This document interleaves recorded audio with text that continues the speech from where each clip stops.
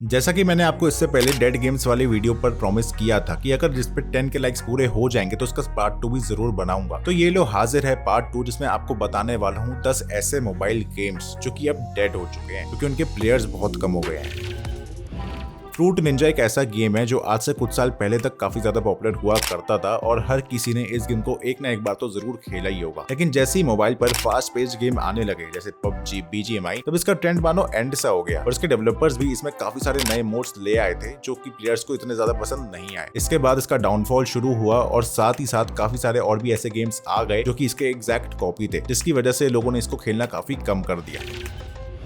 Rules of survival एक battle royal game है जो कि 17 नवंबर 2017 को लॉन्च हुआ था, यानी कि पबजी मोबाइल के 5 मंथ्स पहले, और 2017 के एंड तक इस गेम ने काफी पॉपुलैरिटी गेन कर ली थी। लेकिन 2018 के मार्च मंथ में जैसे ही पबजी मोबाइल आया तभी से इस गेम की पॉपुलैरिटी पूरी तरीके से गिर गई। इतनी पॉपुलैरिटी गिरी कि आज के टाइम पर ये गेम फुली तरीके से डेड गेम बन गया है और प्ले स्टोर से हट भी गया है। तो क्या आपने इस गेम को 2017 में खेला था? मेरे को बताओ कमेंट्स में।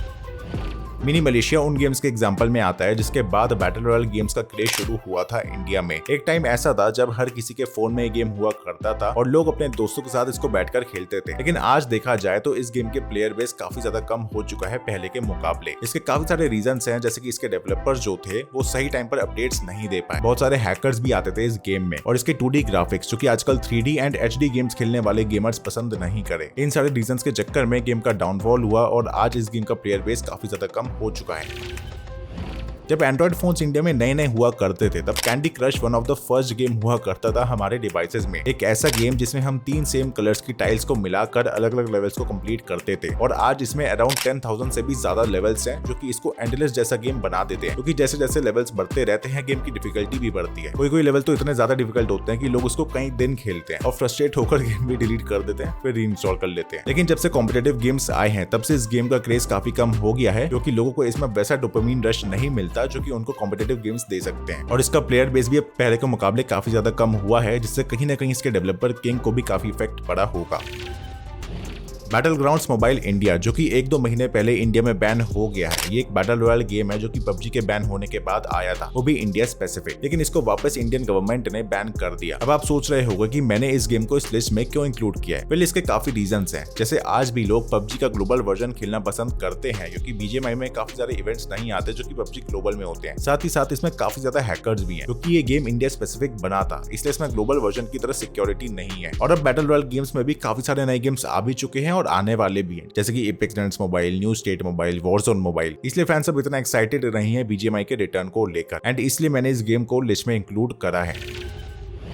स्नाइपर 3D एक एक्शन पैक्ड मल्टीप्लेयर गेम है जिसमें हमें दिए हुए टारगेट को दूर से साइलेंटली स्नाइपर की मदद से असैसिनेट करना होता है। इसके ग्राफिक्स काफी अच्छे हैं और इसमें काफी सारे मोड्स भी हैं। इसके प्ले स्टोर पर 50 करोड़ से भी ज्यादा डाउनलोड्स हैं। तो अब सोचोगे कि मैंने इसको फिर इस लिस्ट में क्यों इंक्लूड किया, क्योंकि इसका प्लेयर बेस पहले से काफी ज्यादा कम हो गया है और इसके डेवलपर्स ने इसमें बहुत ज्यादा एड्स भी डाल दिए हैं, जिससे लोगों का इस गेम को खेलने का एक्सपीरियंस खराब हो गया है। देखो, हर कंपनी पैसा कमाने के लिए ही गेम बनाती है, बट इसमें तो कुछ ज्यादा ही कर दिया कि गेमर्स का एक्सपीरियंस खराब हो रहा है, एंड इसीलिए मैंने इसको लिस्ट में इंक्लूड करा है।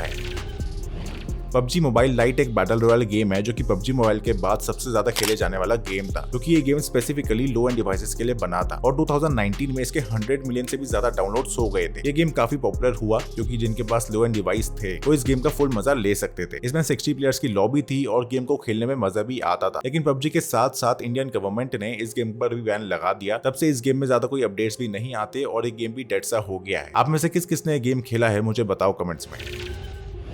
बूम बीच एक स्ट्रैटेजी गेम है जिसे सुपरसेल ने डेवलप करा है, जो कि 2014 में वर्ल्ड वाइड रिलीज किया गया था। इसमें काफी सारे फीचर्स हुआ करते थे, बहुत से ट्रूप्स, एपिक डिस्ट्रक्शन और भी बहुत कुछ। क्लैश ऑफ क्लैन के साथ साथ ये भी काफी पॉपुलर हुआ और लोग इसको काफी ज्यादा खेलने लगे, जिसके कारण स्कूल या कॉलेज में लोग इसकी अलग अलग स्ट्रैटेजीज डिस्कस किया करते थे। इसके प्ले स्टोर पर 10 करोड़ से भी ज्यादा डाउनलोड्स हैं। पर इतनी हाई में रहने के बाद ये गेम डेड कैसे हो गया? वैसे देखा जाए तो गेम के पास काफी ज्यादा प्लेयर बेस है, लेकिन वो बहुत ही कम है पहले के कंपैरिजन में, क्योंकि लोग अब स्लो एंड स्ट्रैटेजी से हटकर फास्ट पेस वाले गेम्स पर शिफ्ट हो रहे हैं और इसमें अपग्रेड्स करने के लिए भी लोगों को काफी पेशेंस चाहिए।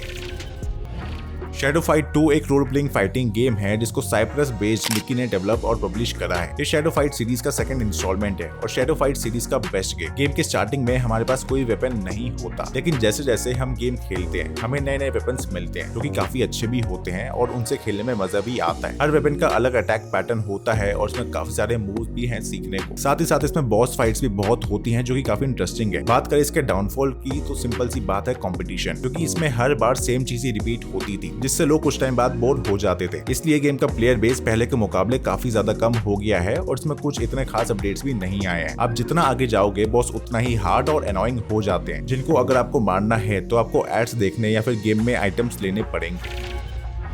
आजकल फॉरेन गेम्स की लिस्ट में मेड इन इंडिया गेम्स भी आने लगे हैं, पर अगर अच्छे रीजंस की वजह से आते तो बेटर रहता, क्योंकि डेड गेम्स में हमें फौजी की तो बात करनी पड़ेगी। जब गेम लॉन्च हुआ था तब इसमें काफी बग्स थे एंड इवन आज भी हैं। इवन इसके टीडीएम में भी काफी सारे बग्स हैं जो कि इसके खेलने का एक्सपीरियंस बिल्कुल बर्बाद कर देते हैं। अब डेड होने से पहले गेम पॉपुलर तो काफी हुआ था, क्योंकि इसको अनाउंस ही अक्षय कुमार ने किया, वो भी ऐसे टाइम जब पबजी बैन हुआ। तो एक हवा फैल गई थी कि इंडिया पबजी बैन करने के बाद अपना खुद का पबजी टाइप का गेम ला रहा है। इसी चक्कर में गेम के 4 मिलियन प्री रजिस्ट्रेशन भी हो गए थे, वो भी काफी कम टाइम में, जिससे पता लगता है कि गेम पॉपुलर बहुत हुआ, पर सिर्फ रिलीज होने से पहले तक, क्योंकि उसके बाद तो ये किसी को पसंद नहीं आया और ये आज लगभग एक डेड गेम बन चुका है।